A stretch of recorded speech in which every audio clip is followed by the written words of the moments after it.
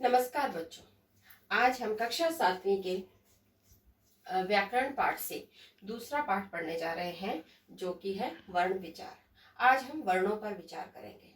वर्ण क्या है? वर्ण भाषा, हिंदी भाषा की सबसे छोटी इकाई है और जो ध्वनि हम बोलते हैं उसका लिखित रूप वर्ण कहलाता है। वर्णों को मिलाकर हम शब्द बनाते हैं। तो चलिए, वर्ण के हम दो भेद यहाँ पे देख रहे हैं।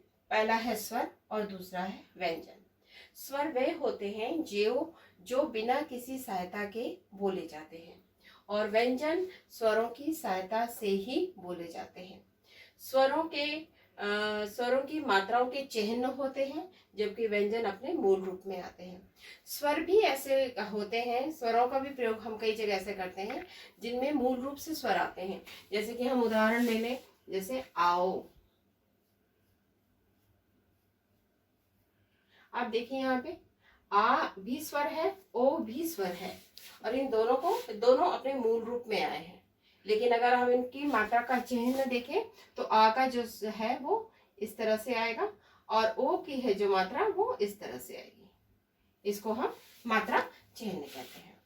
व्यंजन मुख्यतः हलंत के साथ आती है, क्योंकि इनको हम बिना स्वरों के उच्चारित जब हम लिखते हैं तो हलंत के साथ ही लिखते हैं। जैसे कि हम लिखेंगे क, तो हलंत के साथ है, ख हलंत के साथ, फिर उसके बाद ग।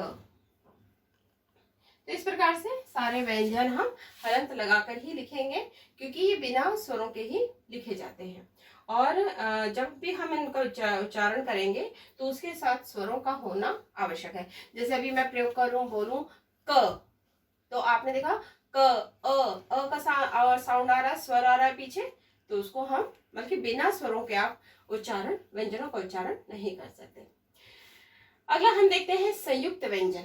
संयुक्त व्यंजन क्या होता है? दो भिन्न व्यंजन मिलकर एक व्यंजन बनाते हैं, जिसे हम संयुक्त व्यंजन कहते हैं। जैसे कि हम ले लें यहाँ पर श। अब ये जो है ये दो व्यंजनों से मिलकर बना है, क और श। ठीक है, इसको हम इस तरह से भी लिख सकते हैं। ठीक है, और फिर है श त्र में ये त आधा है और ये र पूरा है। ठीक है, और यदि हम इसको इस तरह से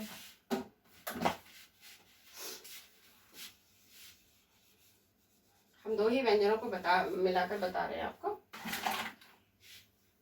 ये जो श है ये क और श से मिला है, त्र है त और र से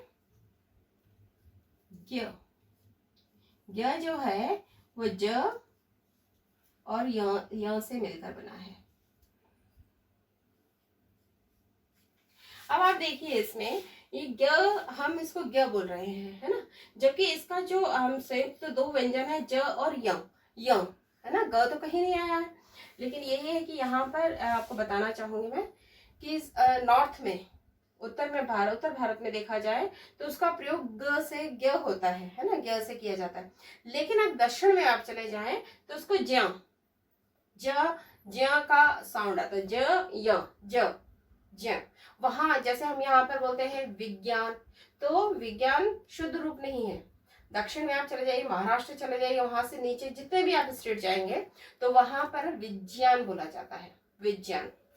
तो ये होगा श त्र ज्ञ और आपका लास्ट आ गया आपका श्र।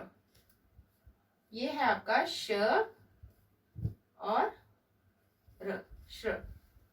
ठीक है, तो इसमें इससे जैसे श से हम जब बनाएंगे तो शब्द बनते हैं कक्षा, पक्ष, है ना, त्र से त्रिशूल, त्रिवेणी, त्रेणी, और ज है इससे ज्ञानी, विज्ञान, और श्र से श्रीमती, श्रीमान, है ना, इस प्रकार से इन शब्दों से। तो इनको हम कहते हैं संयुक्त व्यंजन। संयुक्त व्यंजन जिनमें दो व्यंजन मिलकर बनाते हैं।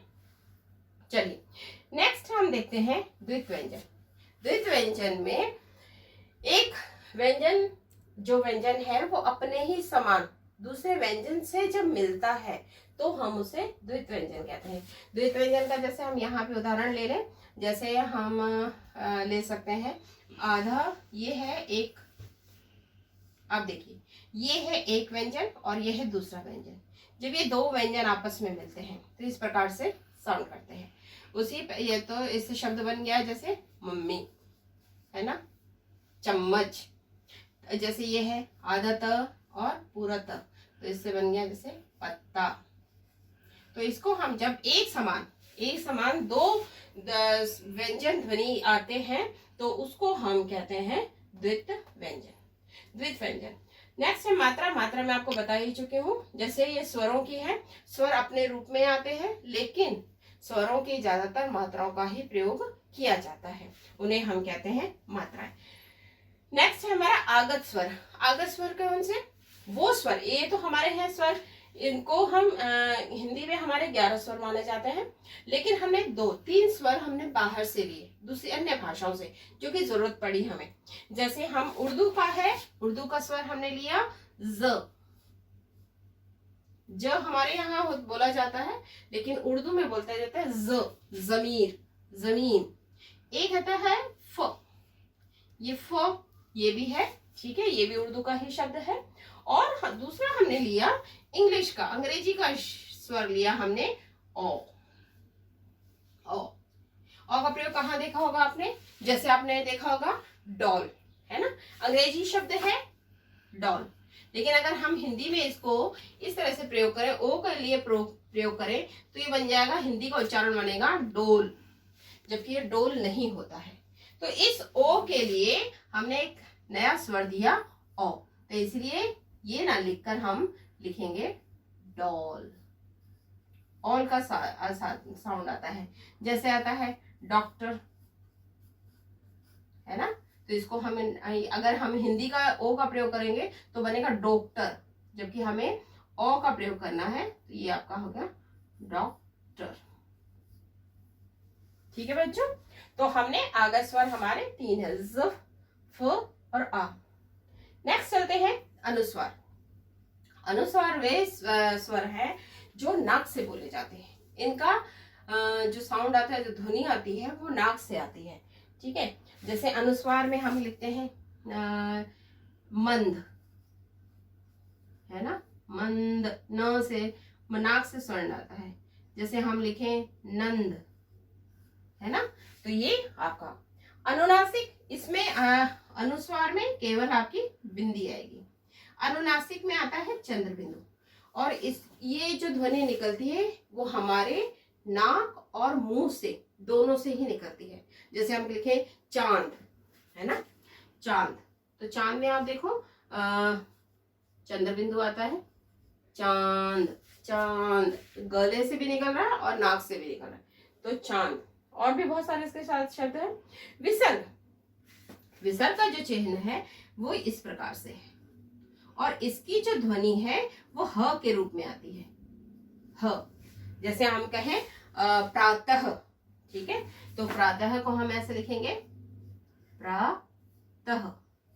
ये ह जो है, आप इसको अगर पूरा लिखना चाहें तो इस प्रकार से इसको लिखेंगे प्रातः, ये ह का साउंड देगा, ह की ध्वनि आएगा। नेक्स्ट हम चलते हैं वर्ण विच्छेद। वर्ण विच्छेद के लिए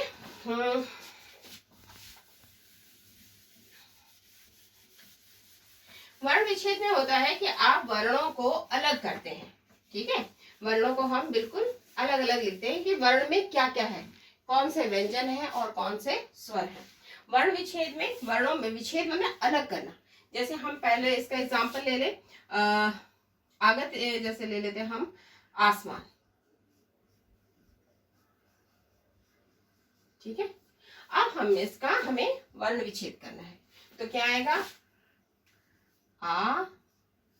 बच्चों एक बात का ध्यान जरूर रखिएगा, मैंने कई बार देखा है कक्षा में कि बच्चे जो हैं ये अ को भी किस तरह से वर्ण विच्छेद कर देते हैं, अ घन अ, ठीक है, ये गलत है। हम इसको इस तरह से नहीं लिखेंगे। आ जो है वो अपने मूल रूप में ही आता है, उसको हम अलग नहीं कर, उसका विच्छेद नहीं कर सकते। तो ये आ घन, ये स, अब स अ का साउंड आ रहा है, अ की ध्वनि आ रही है, तो इसके लिए इसमें कौन सा स्वर है, यानी कि अ। तो अ हटाने से पहले हम इसमें हलंत लगाएंगे, ये बताने के लिए कि इसमें अ का हमने स्वर निकाल लिया है। तो ये अ आ गया। उसके बाद माँ, माँ में कौन सा साउंड है? आ, माँ। तो हमें इसमें कौन सा स्वर है? आ। और उसके बाद फिर है ये न, न अ साउंड दे रहा है। ठीक है, तो इसका वर्ण विच्छेद हो गया आ स मा न, आसमान। ठीक है, तो वर्ण विच्छेद को हम इस प्रकार से कर सकते हैं। आप अपने नाम का भी वर्ण विच्छेद करके देखिए कि आप कर पाते हैं कि नहीं कर पाते। जैसे है मनदीप, ठीक है, मैं अपने नाम का करके दिखाती हूँ।